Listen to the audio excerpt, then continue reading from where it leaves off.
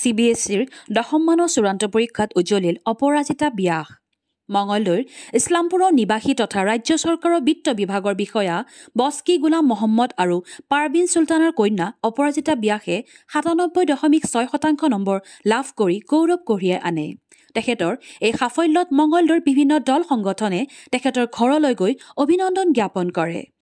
নমস্কাৰ, মোৰ নাম অপৰাজিতা ব্যাস। মই গুৰুকুল গ্ৰুপ অফ এডুকেশ্যনেল উইঙৰ পৰা ক্লাছ 10ৰ CBSE বোৰ্ড এক্সামৰ পৰীক্ষা দিছিলোঁ। এইবাৰ মই 97.6% লাভ কৰিছিলোঁ।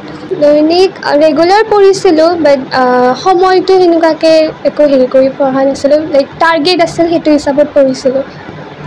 ভৱিষ্যতে মেডিকেল লাইনত ভাবিছোঁ, নীটৰ কাৰণে প্ৰিপেয়াৰ কৰিম বুলি। প্ৰথমতে পিতৃ মাতৃ শিক্ষকসকলেও সহায় কৰিছে যথেষ্ট, আৰু চেল্ফ ষ্টাডিও দৰকাৰ হয়। মানে নতুন প্ৰজন্মক যে পঢ়াখিনি মানে সদায় মানে মেইনটেইন কৰি চলিব লাগে, মানে ৰেগুলাৰ পঢ়িব লাগে, আৰু ডেইলি কামখিনি ডেইলি কৰিব লাগে। মোবাইলটো মানে ভাল কামত ব্যৱহাৰ কৰিব লাগে, যেনেকুৱাকৈ পঢ়া বহুত মেটেৰিয়েলছ মোবাইলত পায়, সেইবিলাক ইউজ কৰিব লাগে। মোবাইলটো মানে পঢ়াৰ ৰিলেটেড ইউজ কৰিলে বেছি ভাল হয়। উপজা গাঁওখনক ধৰি ৰাখিছে উপাধিৰে ব্যাস পৰিয়ালৰ অপৰাজিতা ব্যাস। গতিকে এইটো আমাৰ ঐতিহ্য পৰম্পৰা খামুচি ৰাখিছে, আমাৰ সম্প্ৰদায়ক ধন্য কৰিছে। আমাৰ ঐতিহ্য পৰম্পৰাসমূহ ৰক্ষা কৰাৰ লগে লগে তেওঁ আজি আমি গোলাম বক্সি চাহাবৰ ঘৰত আছোঁ। অত্যন্ত আনন্দপূৰ্ণ সময় এটা। তেওঁৰ ছোৱালী অপৰাজিতা ব্যাস। নামটো কিবা ক'বলৈ ভাল লাগে, শুনিও ভাল লাগে। গতিকে যা হওক বাৰু, তেখেতে 97.6% পাইছে। এইটো আচলতে অত্যন্ত ভাল লগা ৰিজাল্ট এটা। আমি বৰ আনন্দিত হৈছোঁ।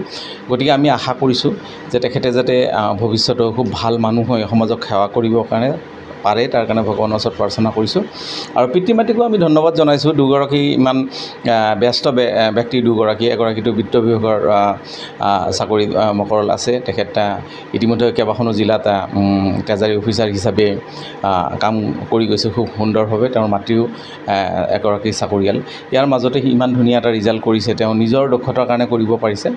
আমি আশা কৰিম তেওঁ যেন ভৱিষ্যত প্ৰজন্মৰ কাৰণে এটা আদৰ্শ হৈ থাকে। আৰু দুগৰাকী পিতৃ মাতৃক মই ধন্যবাদ জ্ঞাপন কৰিছোঁ। তেওঁ সমাজলৈ ইমান ধুনীয়া দুগৰাকী ছোৱালী দিছে। দুগৰাকী ছোৱালীয়ে যাতে সমাজক কিবা এটা দিব পাৰে। তোমাক বহুত বহুত ধন্যবাদ জনাইছোঁ। নতুন প্ৰজন্মৰ তুমি এটা আদৰ্শ হিচাপে প্ৰতিষ্ঠিত হোৱা। ধন্যবাদ।